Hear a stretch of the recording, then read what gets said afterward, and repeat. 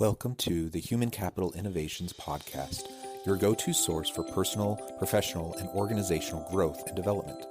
We hope you tune in often for all things people management, organizational development and change, organizational leadership, and social impact related. Maximize your personal and organizational potential with Human Capital Innovations Podcast.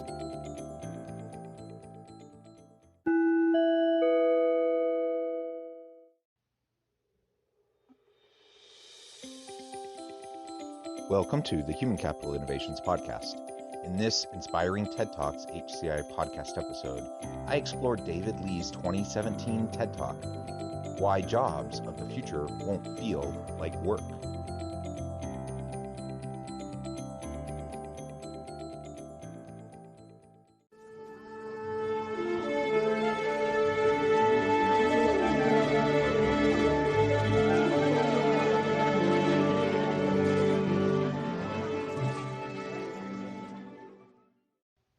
Welcome back to the Human Capital Innovations Podcast. It's great to be with you again today for this Inspiring TED Talks HCI podcast episode.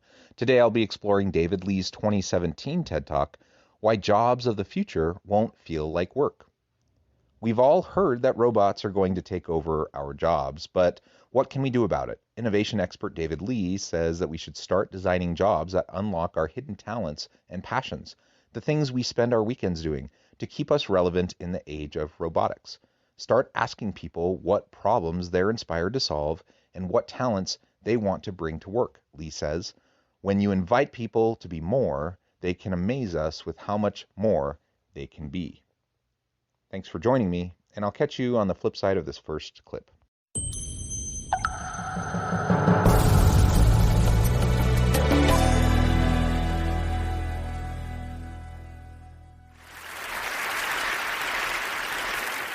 So there's a lot of valid concern these days that our technology is getting so smart that we put ourselves on a path to a jobless future.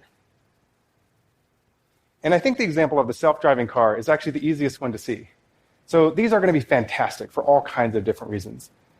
But did you know that driver is actually the most common job in 29 of the 50 US states? What's going to happen to these jobs when we're no longer driving our cars, or cooking our food, or even diagnosing our own diseases?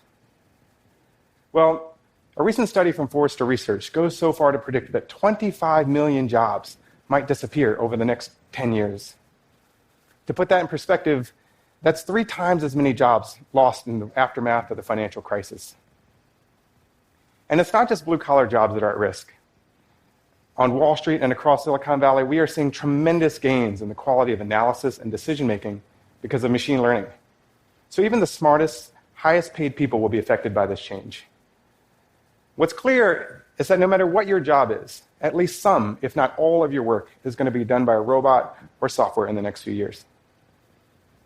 And that's exactly why people like Mark Zuckerberg and Bill Gates are talking about the need for government-funded minimum income levels. But if our politicians can't agree on things like healthcare or even school lunches, I just don't see a path where they'll find consensus on something as big and as expensive as universal basic life income. Instead, I think the response needs to be led by us in industry. We have to recognize the change that's ahead of us and start to design the new kinds of jobs that will still be relevant in an age of robotics. The good news is that we have faced down and recovered 2 mass extinctions of jobs before. From 1870 to 1970, the percent of American workers based on farms fell by 90%.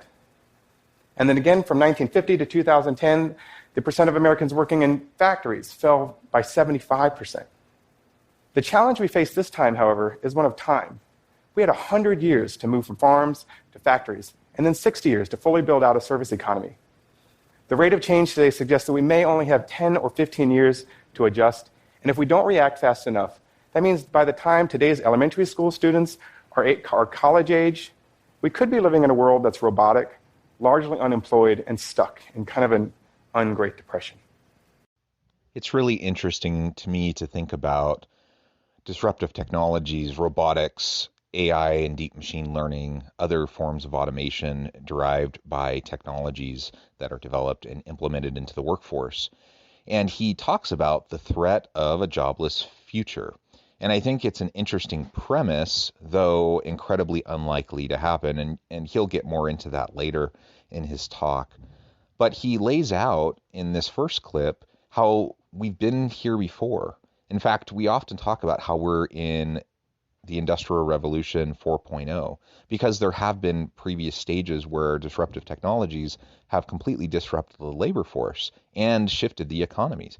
In the first clip, he talks about two specific time periods, one from 1870 to 1970, where we lost 90% of agriculture jobs, and then again from 1950 to the present day, where we've lost 75% of manufacturing jobs. Now, during those shifts, did we see a jobless future? Well, of course not. They just shifted. Jobs moved into new sectors of the economy. And of course, now we're 80+% service sector economy in the US, and many parts of the world have followed suit. And so as we're in the knowledge economy and the tech economy, we don't need people to do all of the manual labor types of things that they needed to do back when we had people farming land to grow food. Obviously, we still grow food, and agriculture is still big business, but we have machines that can do so much more of it. Same thing with factories and manufacturing. I've worked in a factory before.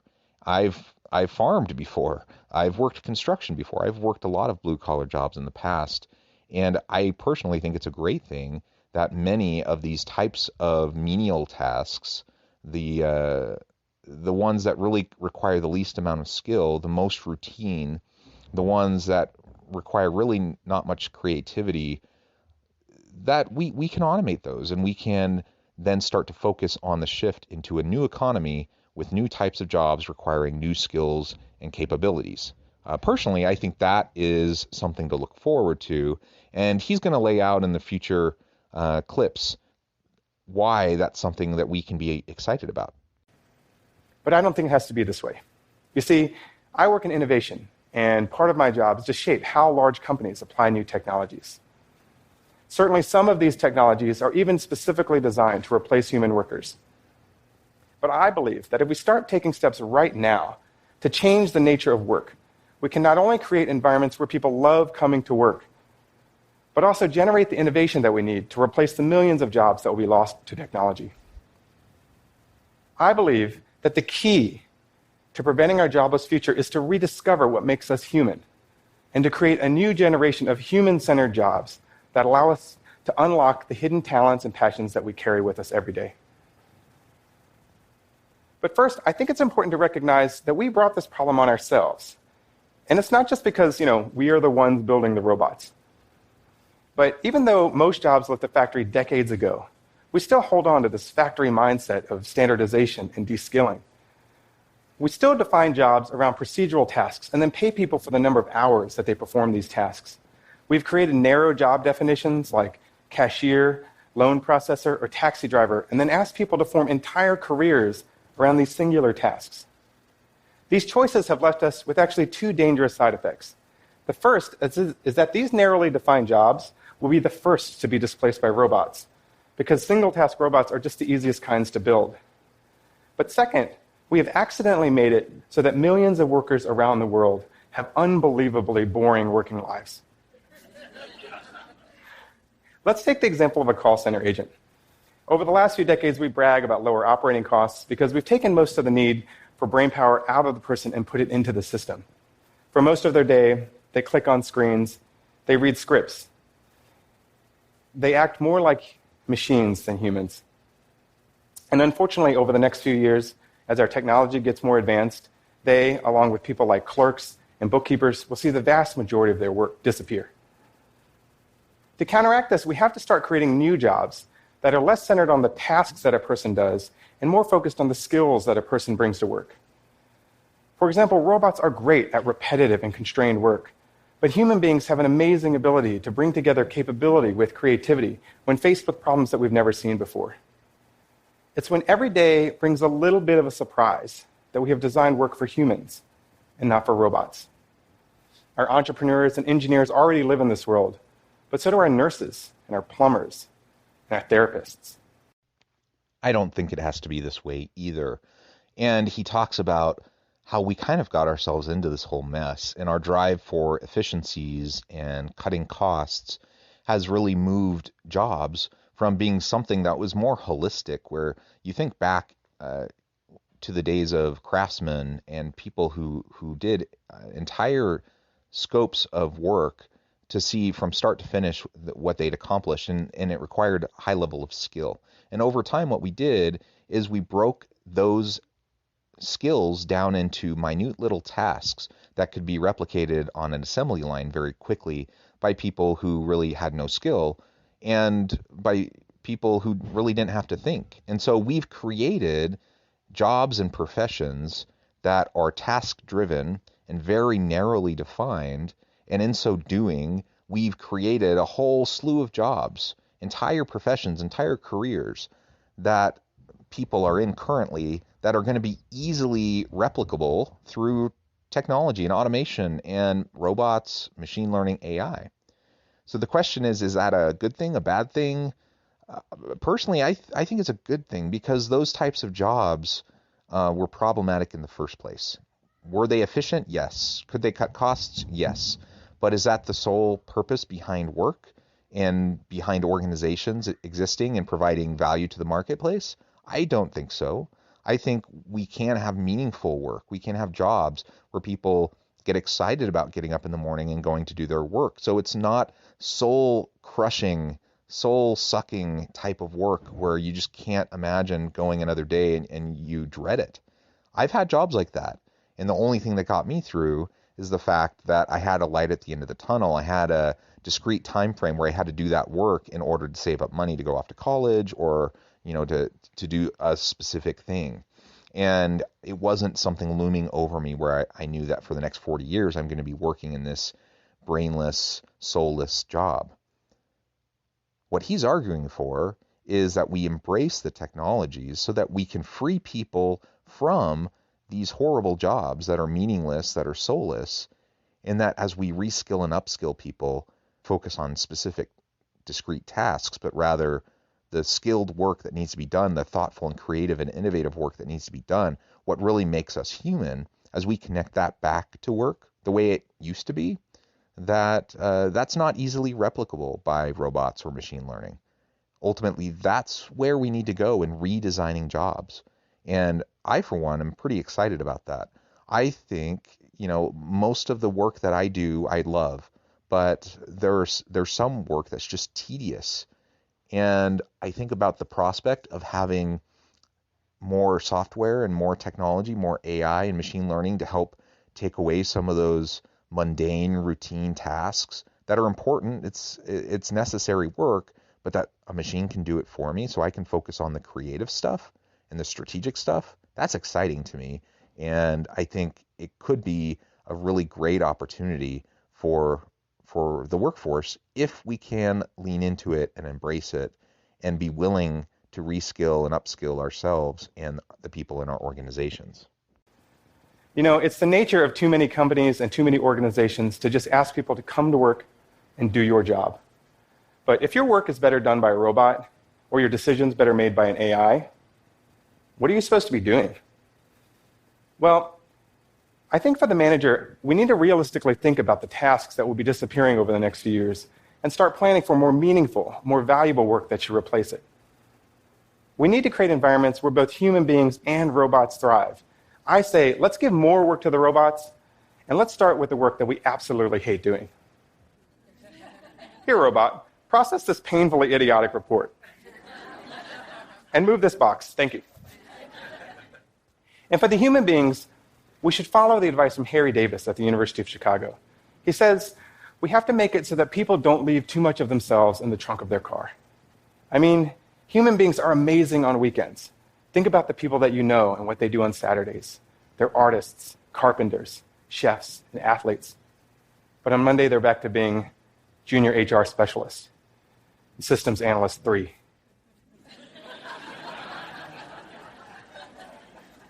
These narrow job titles not only sound boring, but they're actually a subtle encouragement for people to make narrow and boring job contributions.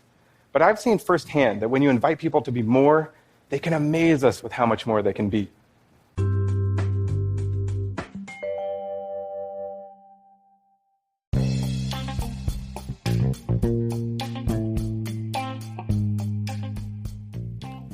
I'm excited to announce the publication of my new book from HCI Press, The Alchemy of Truly Remarkable Leadership: Ordinary, Everyday Actions that Produce Extraordinary Results. Consider how the nature of work has shifted over the past 50 years. With increased globalization, rapid technological advancement, and the shift in economic composition, the average job of today looks very different than the average job of 50 years ago. What will the jobs and organizations of tomorrow look like? Moreover, what does this all mean for organizational leaders? What are the core competencies and capabilities of organizations and their leadership that are prepared for continued disruption and geopolitical and socioeconomic shifts? Regardless of what the future holds, increasingly, leaders need to be socially minded, data-driven, decisive, champions of talent, and disruptors of the traditional notions of leadership, teams, organizations, and work. The Alchemy of Truly Remarkable Leadership will help you to explore your own leadership competencies and capabilities and consider ways to apply and implement them into your workplace and personal life.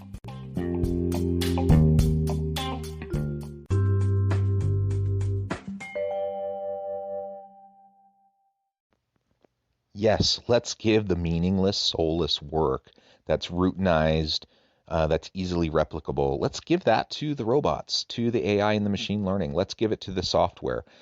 And that will free us up to be able to do more meaningful work.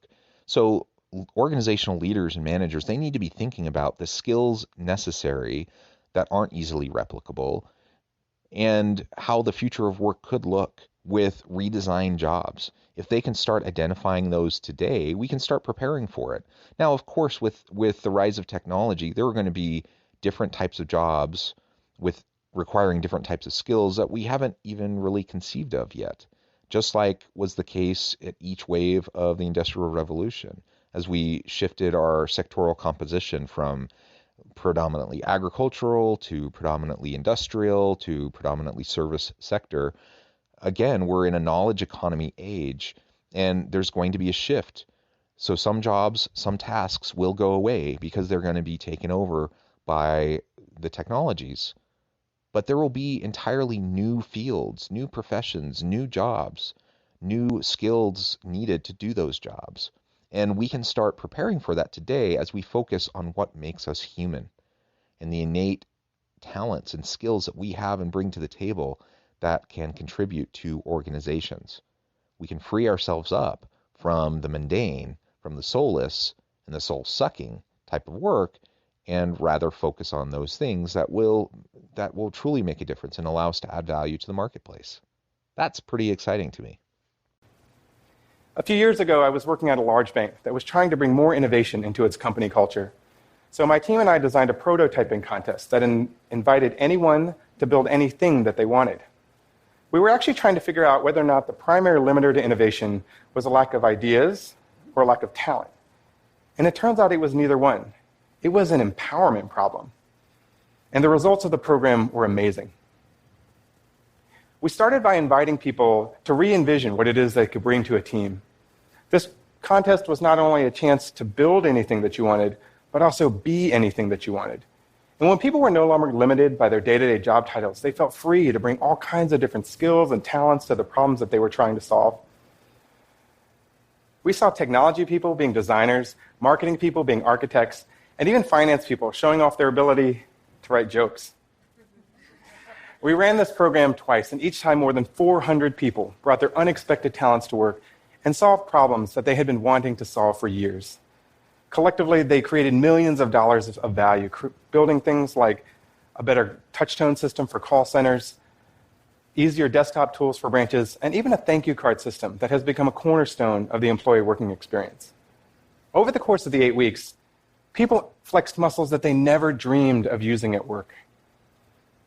People learned new skills, they met new people, and at the end, somebody pulled me aside and said, "I have to tell you, the last few weeks has been one of the most intense, hardest working experiences of my entire life.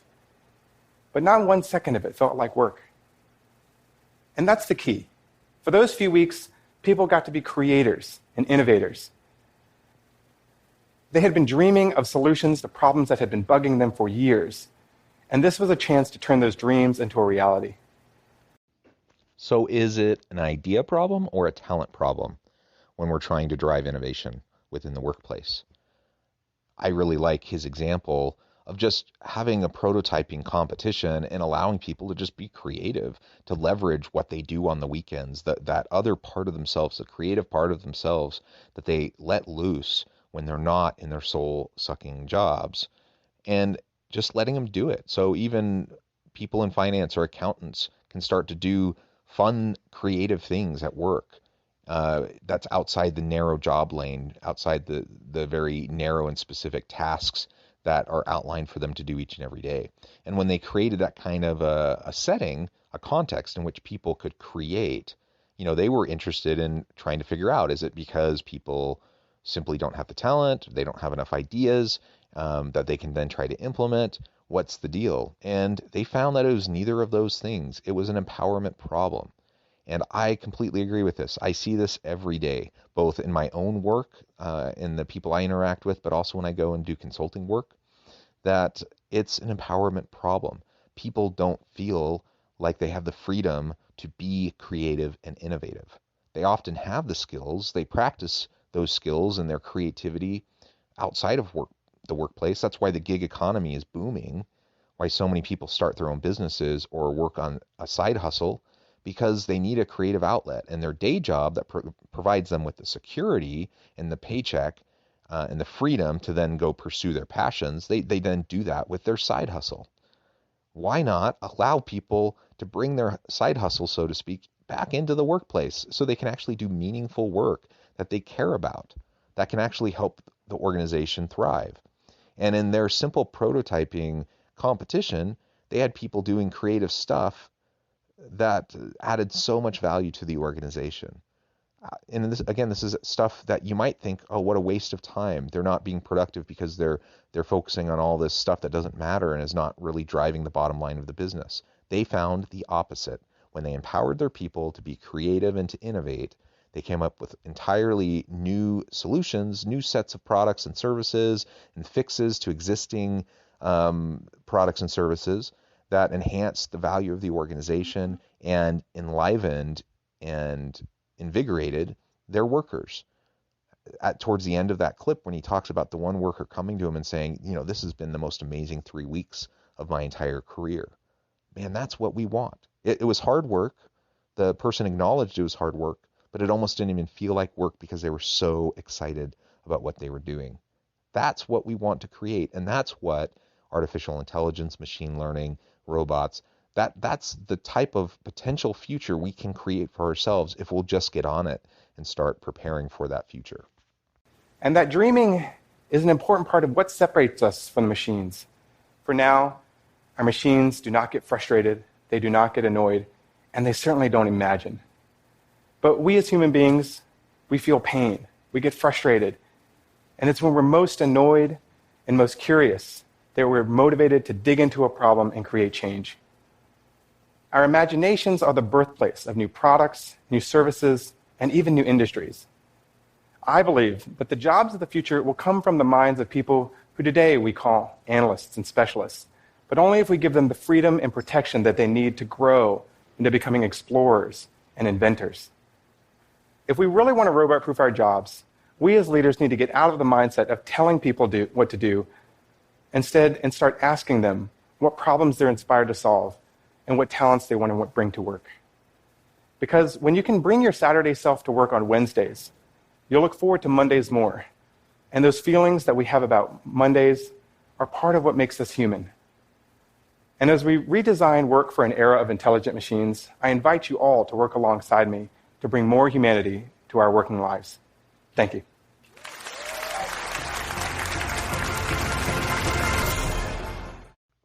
We can do it. We can bring humanity back into work. We can bring it back into our working lives. We can pursue our passions. That's not a pipe dream. That's not just something for cheesy movies or for songs and art. That is something that we can embed and infuse right back into the workplace as we allow people to explore their passions, bring their passion to work, answer a perplexing and vexing question. What's that burning question that they have, that they've noticed as they've gone throughout their mind sucking, soul-crushing job for the past however many years. Ask them, allow them, empower them to be able to resolve and solve those questions. They will innovate. They will be creative. Help them lean into the messiness of their humanity so they can leverage their creativity and they can bring their Saturday self to the workplace. I have to admit, I feel pretty fortunate and very privileged. I'm a professor. I have one of the best gigs there is. Now, I had to work my butt off to get here, working in crummy jobs all throughout all of my college years, 11 years of higher education, to get various degrees and ultimately get my PhD so that I could become a professor. I had to work my butt off to get here, but I'm glad I did it because this is one of the greatest gigs there is, because I have my day job. I am a professor with the status, with the prestige, with the connections, with the salary and the benefits, the office, all the support that it provides.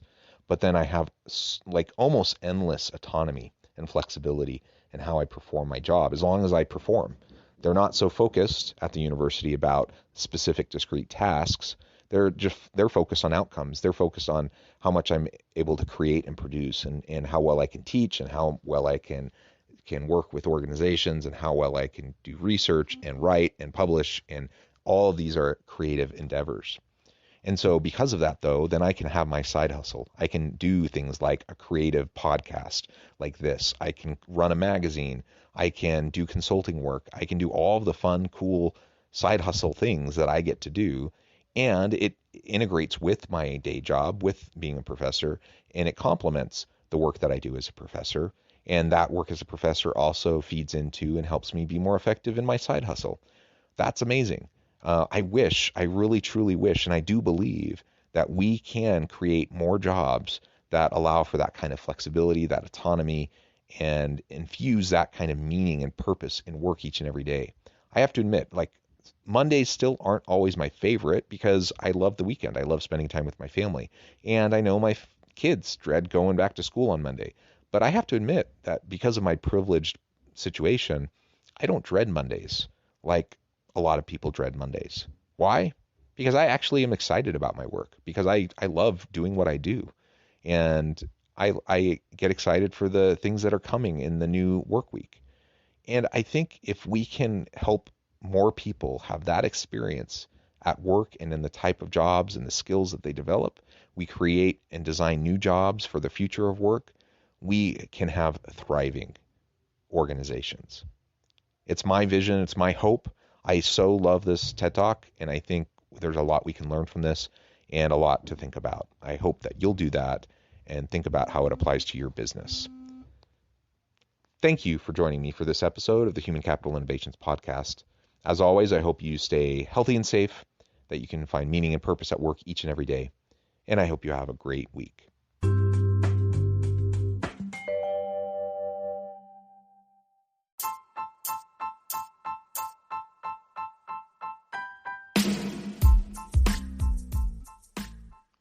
We are excited about the launch of HCI's new magazine, Human Capital Leadership.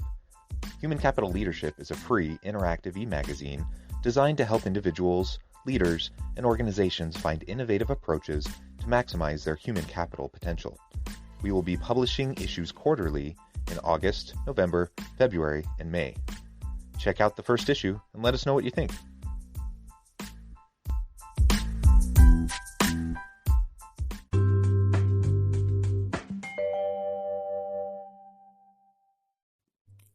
Thanks again for joining us for this episode of the Human Capital Innovations Podcast.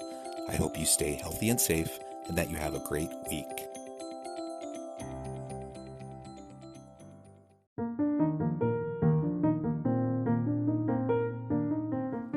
Check out our new weekly LinkedIn newsletter, Alchemizing Human Capital, exploring industry trends via original research and interviews with executives and thought leaders from across the globe.